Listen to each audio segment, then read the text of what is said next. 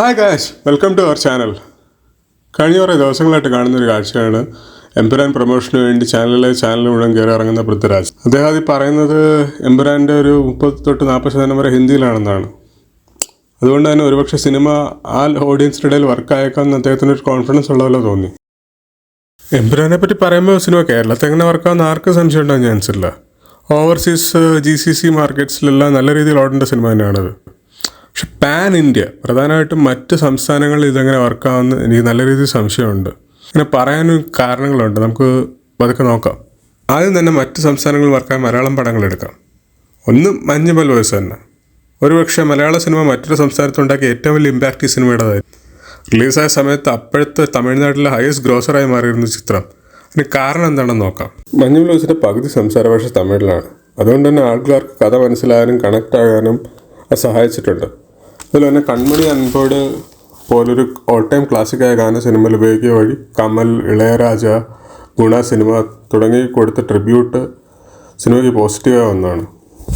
നിങ്ങൾക്ക് തന്നെ ഓർമ്മയാണ്, സിനിമ ഇറങ്ങിയ സമയത്ത് റീൽസിൽ മുഴുവൻ ഈ പാട്ടായിരുന്നു. പിന്നെ കൊടൈക്കനാൽ പെട്ടെന്ന് ഭയങ്കര ഇമ്പോർട്ടൻ്റ് ആകുന്നു, ഗുണ കേവ്സിലേക്ക് ആൾക്കാർ ട്രിപ്പ് പോകുന്നു.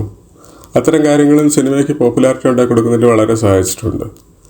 പിന്നെ യൂണിവേഴ്സലായിട്ടുള്ളൊരു തീമാണ് സിനിമയുടെ, സർവൈവൽ ത്രില്ലറാണ്. അതും ആൾക്കാർക്ക് കണക്റ്റ് ആവുന്നതിന് വളരെയധികം സഹായിച്ചിട്ടുണ്ട്. ഒരു തമിഴിൽ റൂട്ടഡ് ആയിട്ടുള്ളൊരു കഥയാണ് മലയാള സിനിമയാണെങ്കിലും പറഞ്ഞു പോയിട്ടുള്ളത്. അതും ഈ സിനിമ തമിഴ്നാട്ടിൽ പോപ്പുലർ ആവുന്നതിന് വളരെ ഹെൽപ്പ് ചെയ്തിട്ടുള്ളൊരു ഘടകമാണ്. ഇത്തരം കാര്യങ്ങളാണ് മഞ്ഞുമൽ ബോയ്സിൻ്റെ ഒരു സക്സസ് തമിഴ്നാട്ടിലുണ്ടാകാൻ വേണ്ടി സഹായിച്ചിട്ടുള്ളത്.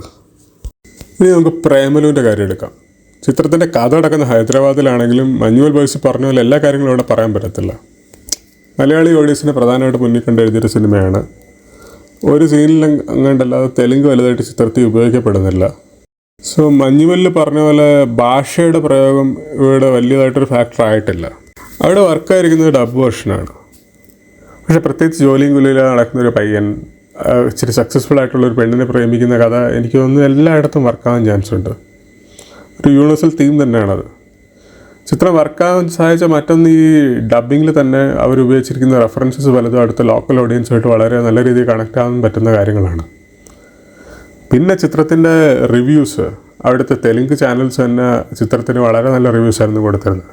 ഹൈദരാബാദിനെ അവരുടെ പടങ്ങളെക്കാൾ കൂടുതൽ നല്ല ഭംഗിയിൽ കാണിച്ചു തുടങ്ങിയ കാര്യങ്ങളൊക്കെ അവിടുത്തെ ഓഡിയൻസിനെ നല്ല രീതിയിൽ അട്രാക്ട് ചെയ്തിട്ടുണ്ട്. അതുതന്നെ അവിടുത്തെ ഒരു ഐക്കണായിട്ടുള്ള SS രാജമൗലി ഇട്ട റിവ്യൂ, അദ്ദേഹത്തിൻ്റെ മലയാളം ഡബ് ചെയ്തിരിക്കുന്നത്, അതും ആൾക്കാരെ തിയേറ്ററിലോട്ട് ആകർഷിക്കാൻ വളരെയധികം സഹായിച്ചിട്ടുണ്ടെന്ന് തന്നെ വേണം പറയാൻ.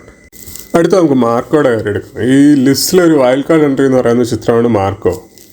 ഇന്ത്യയിലെ തന്നെ ഏറ്റവും വയലൻറ്റ് ചിത്രം എന്നുള്ള ടാഗ് ലൈനായി വന്നിരിക്കുന്നത് തന്നെയാണ് നോർത്ത് ഇന്ത്യൻ സ്റ്റേറ്റ്സിൽ ഇത് വർക്കാൻ വളരെ ഹെൽപ്പ് ചെയ്തിരിക്കുന്ന ഒരു കാര്യം.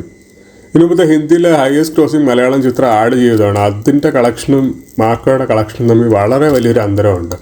ഇൻഫാക്റ്റ് ഇനി വരാൻ പോകുന്ന ഏത് മലയാള ചിത്രത്തിനും ബ്രേക്ക് ചെയ്യാൻ അത്ര എളുപ്പം പറ്റാത്തൊരു ലെവൽ ഓഫ് കളക്ഷനാണ് ഇത് ഇട്ട് വെച്ചിരിക്കുന്നത്. മാർക്കോയുടെ കാര്യം എടുത്താലും വയലൻസ് എന്നുള്ള USP ചിത്രത്തിനുണ്ടായിരുന്നു. ആനിമൽ അല്ലെ കില്ലിൻ്റെ ബാപ്പ് തുടങ്ങിയുള്ള ഒരു ടാഗ് ലൈനൊക്കെ നോർത്ത് ഇന്ത്യൻ ഓഡിയൻസിൻ്റെ ഇടയിൽ വളരെയധികം സിനിമ വർക്ക് ചെയ്യാൻ വേണ്ടി സഹായിച്ചിട്ടുണ്ട്. ആ രീതിയിലുള്ള പ്രൊമോഷനും അതിനെ വളരെയധികം ഹെൽപ്പ് ചെയ്തിട്ടുണ്ട്. ഈ പറഞ്ഞ 3 സിനിമകളെ പറ്റി പറഞ്ഞ കാര്യങ്ങൾ തന്നെയാണ് എമ്പുരാൻ്റെ കാര്യത്തിൽ ഞാൻ കുറച്ച് സ്കെപ്റ്റിക്കലാണെന്ന് പറയാൻ കാര്യം. ലൂസിഫറിൽ ഇലുമിനാറ്റി എല്ലാം ഉണ്ടായിരുന്നെങ്കിലും സിനിമ കേരളത്തിൽ തന്നെ റൂട്ടഡ് ആയിട്ടുള്ള ഒരു മാസ് മസാല സിനിമയായിരുന്നു. അതിൻ്റെ പൊളിറ്റിക്കൽ വശങ്ങൾ എടുത്താൽ പോലും എനിക്കറിയില്ല മറ്റ് സ്റ്റേറ്റ്സിൽ അത് എത്രത്തോളം വർക്കാവുന്നുള്ളത്. സിനിമയുടെ അണിയറ പ്രവർത്തകർ പറയുന്നത് കഥാപരമായിട്ടും രാഷ്ട്രീയപരമായിട്ടും കുറച്ചുകൂടെ പാനലായിട്ടുള്ള കാര്യങ്ങൾ സിനിമയിൽ ഉൾക്കൊള്ളിച്ചിട്ടുണ്ടെന്നാണ്. ഒരുപക്ഷെ അവർക്ക് ഒരു കോൺഫിഡൻസ് കൊടുക്കുന്ന കാര്യം ഇതായിരിക്കാം. ഈ പറഞ്ഞ 3 സിനിമകൾ എടുത്താലും ഒന്നൊരു സർവൈവൽ ത്രില്ലറാണ്, ഒന്നൊരു റോം കോമാണ്, ഒന്നൊരു വയലൻ്റ് ആക്ഷൻ മൂവിയാണ്. ഇതിൽ 3 ദ്രോഹങ്ങൾ നിൽക്കുന്ന സിനിമകളാണെങ്കിൽ പോലും അതാത് വർക്കായ സംസ്ഥാനങ്ങളിലുള്ള ഓഡിയൻസുമായിട്ട് കണക്റ്റ് ആകുന്ന എന്തോ ഒരു എക്സ് ഫാക്ടർ സിനിമയ്ക്ക് ഉണ്ടായിരുന്നു. എമ്പുരാൻ്റെ നമ്മൾ നോക്കുന്നത് സത്യത്തിൽ ഇത്ര ഒരു എക്സ് ഫാക്ടർ ആ സിനിമയ്ക്ക് ഉണ്ടാകുമോ എന്നുള്ളതാണ്. ഇപ്പോൾ റിലീസായ ടീസർ എടുത്ത് നോക്കിയാലും അധികം കാര്യങ്ങളൊന്നും അവർ പുറത്തു വിട്ടിട്ടില്ല. സോ ഇതൊക്കെയാണ് ഒരു ചെറിയ സംശയത്തിൻ്റെ മുൾമുനയിൽ ഈ സിനിമയുടെ കണ്ടന്റിനെ നിർത്തുന്നത്. ഇപ്പോൾ ഒരുപക്ഷെ ഹൈപ്പ് കുറയ്ക്കാൻ വേണ്ടിയാവാം അവരങ്ങനെ ഒരു ടീസർ ഇറക്കി വിട്ടത്. പക്ഷേ ഇത് നമ്മുടെ നാട്ടിൽ അത് വർക്കാവുമെങ്കിലും മറ്റുള്ള ഭാഷയിൽ ആക്ച്വലി ആ സിനിമയെക്കുറിച്ച് കൂടുതൽ ഹൈപ്പ് കയറ്റി വിടുക തന്നെയല്ലേ വേണ്ടത് എന്നാണ് എൻ്റെ ഒരു വിശ്വാസം. എന്തായാലും നമുക്ക് നോക്കാം. സിനിമ ഇറങ്ങാൻ ഇനിയും സമയങ്ങൾ ബാക്കിയുണ്ട്. റിലീസിൻ്റെ കാര്യങ്ങളൊക്കെ നടന്നുകൊണ്ടിരിക്കുന്നതേ ഉള്ളൂ. ടീസർ ട്രെയിലറൊക്കെ ഇനിയും വരാൻ ഇരിക്കുന്നുണ്ടാകും. ഈവൻ കാസ്റ്റിനെ കുറിച്ച് പോലും നമുക്ക് ഒരുപാട് ഊഹാപോഹങ്ങളൊന്നും ഇല്ല. സോ ഒരുപക്ഷെ വരും ദിനങ്ങളിൽ അവരുടെ സ്ട്രാറ്റജി മാറുകയും കുറച്ചുകൂടെ അഗ്രസീവായിട്ടുള്ള മാർക്കറ്റിംഗ് പാൻ ഇന്ത്യ ആയിട്ട് നടക്കുകയും ചെയ്യുമെന്ന് കരുതുന്നു. കാര്യം ഈ സിനിമ പാൻ ഇന്ത്യ വർക്കാകേണ്ടത് മലയാളത്തിൻ്റെയും കൂടെ ഒരു ആവശ്യമാണ്. കാര്യം അത്രയും വലിയ ബഡ്ജറ്റ് വരുന്നൊരു സിനിമയാണ്, ഒരുപാട് പ്രതീക്ഷയുള്ള സിനിമയാണ്. അത് ഓവർസീസ് മാത്രമല്ല, അക്രോസ് ബോർഡേഴ്സും കൂടെ താണ്ടി വർക്കാകേണ്ടത് നമ്മുടെയും കൂടെ ഒരു ആവശ്യമാണ്, മാർക്കറ്റിൻ്റെയും കൂടെ ഒരു ആവശ്യമാണ്.